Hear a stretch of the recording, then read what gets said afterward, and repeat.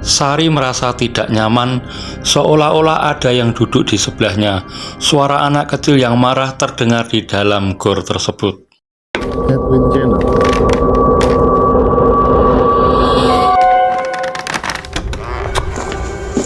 Halo semuanya, selamat datang di Bilik Horor, channel yang menyajikan tentang cerita-cerita seputar dunia horor. Mari kita bersama-sama menjelajahi kisah-kisah misteri horor yang mungkin membuat bulu kuduk merinding.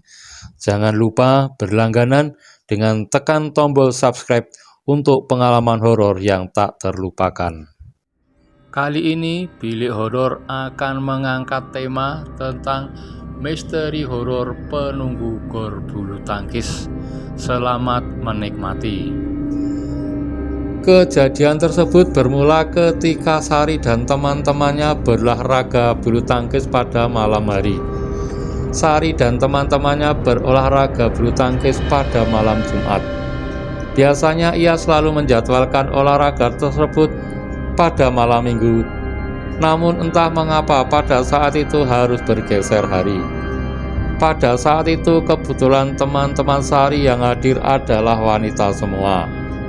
Dan berhubung gor telah di-booking, maka mau tidak mau Sari dan teman-temannya harus bermain bulu tangkis di malam tersebut bersama teman-temannya. Bulu tangkis dijadikan Sari dan teman-temannya sebagai olahraga rutin malam hari, karena bisa menghabiskan waktu sambil bercanda ria untuk menghilangkan penat seharian penuh. Perjalanan menuju gor terbilang agak jauh. Sebelum berangkat, Sari dan teman-temannya berkumpul di salah satu rumah temannya. Gor letaknya berada di tikungan jalan, berhadapan dengan sawah, kebun, dan pemakaman keluarga. Bangunan lantai 1 dilengkapi dengan 1 WC dan cermin besar, dan tampak seperti rumah biasa jika dibandingkan gor pada umumnya.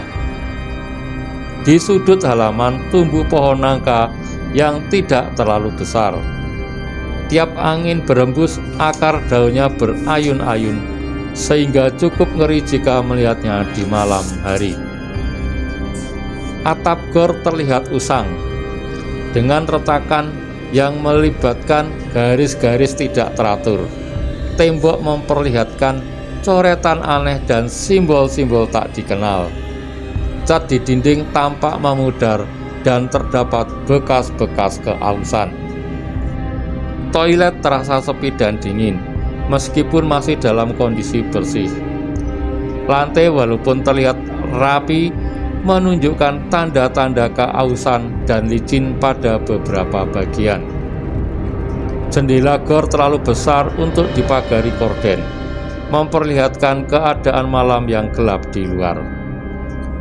Lampu di dalam gor terkadang berkedip tanpa alasan, menunjukkan tanda-tanda usia dan mungkin perlu pemeliharaan. Suasana ruangan terlihat redup, menciptakan suasana yang agak suram di dalamnya. Semua elemen ini menunjukkan tanda-tanda kerusakan fisik pada gor bulu tangkis tersebut. Di sudut-sudut gor bulu tangkis terdapat banyak sarang laba-laba yang melingkar di antara retakan-retakan tembok dan sudut-sudut gelap. Jaring-jaring halus itu memberikan kesan bahwa area tersebut mungkin jarang terjamah dan kurang perhatian. Beberapa sarang laba-laba melintang di antara lampu-lampu yang redup, menciptakan pola yang hampir tidak terlihat di bawah cahaya temaram. Keberadaan laba-laba dan sarang-sarang mereka menunjukkan bahwa gor ini mungkin tidak sering dibersihkan atau diperhatikan. Pada beberapa sudut lantai yang agak tersembunyi, sarang laba-laba tampak lebih padat, menunjukkan bahwa kondisi kebersihan dan pemeliharaan di beberapa bagian gor mungkin memerlukan perhatian lebih. Keberadaan laba-laba memberikan sentuhan alami, meskipun dapat meningkatkan persepsi bahwa area tersebut jarang digunakan atau dipelihara rutin. Ketika mereka memasuki gor, suasana mistis semakin kuat terasa. Cahaya redup dan langit-langit memberikan nuansa misterius pada ruangan. Sari dan teman-temannya melihat sekeliling dengan keterkejutan. Sari merasa tidak nyaman saat berada di gor bulu tangkis, seolah-olah ada sesuatu yang duduk di sebelahnya. Suasana terasa tegang dan tiba-tiba terdengar suara anak kecil yang marah padanya. Tanpa diduga, suasana riang di gor berubah drastis. Sari dan teman-temannya merasa terkejut, mencoba mencari tahu penyebab kemarahan anak kecil tersebut. Begitu mendengar suara marah anak kecil, Sari dan temannya langsung lari terbirit-birit dari gor bulu tangkis. Mereka berusaha menyelamatkan diri dari situasi yang makin memanas. Teriakan dan tangisan anak kecil semakin menambah ketegangan di sekitar mereka. Keheranan dan kepanikan menyelimuti perasaan Sari dan teman-temannya, yang tidak dapat memahami mengapa anak kecil itu begitu marah dan kenapa mereka menjadi sasaran. Selama melarikan diri, Sari merenung tentang peristiwa tadi. Dia berpikir keras mencari alasan di balik kemarahan anak kecil di gor bulu tangkis. Apakah ada sesuatu yang mungkin mereka lakukan tanpa sadar? Ataukah ini hanya sejadian acak yang membuat anak kecil itu marah-marah? Pertanyaan-pertanyaan ini muncul di benak Sari, menciptakan rasa ingin tahu dan kebingungan yang mendalam. Setelah berhasil menjauh dari gor bulu tangkis, Sari dan teman-temannya bernapas lega. Mereka merenung tentang insiden tersebut, mencoba mencari jawaban atas kejadian yang tidak terduga tadi. Meskipun kebingungan masih menghantui mereka, pengalaman ini meninggalkan kesan yang tak terlupakan. Suasana tegang dan kepanikan di gor bulu tangkis telah mengubah hari yang semula menyenangkan menjadi petualangan yang penuh misteri bagi Sari dan teman-temannya. Lari mereka rupanya sempat membangunkan penjaga gor itu.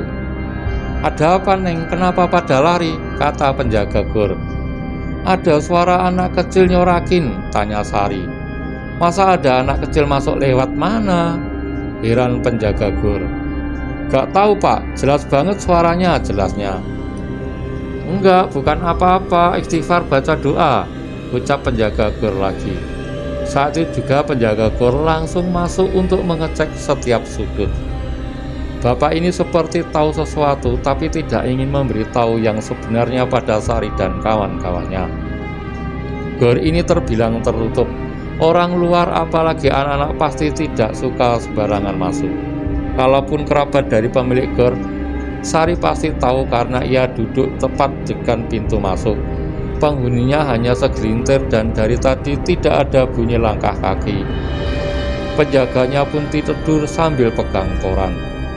Jelas tak mungkin ada kegiatan di sekitar gor, karena saat itu sangat sunyi. Bahkan suara orang atau motor lewat pun tidak ada. Akhirnya mereka berlima memutuskan untuk pulang padahal jam sewa masih ada. Masuk untuk membawa barang-barang saja mereka ketakutan hingga ditemani penjaga gor, apalagi harus main lagi.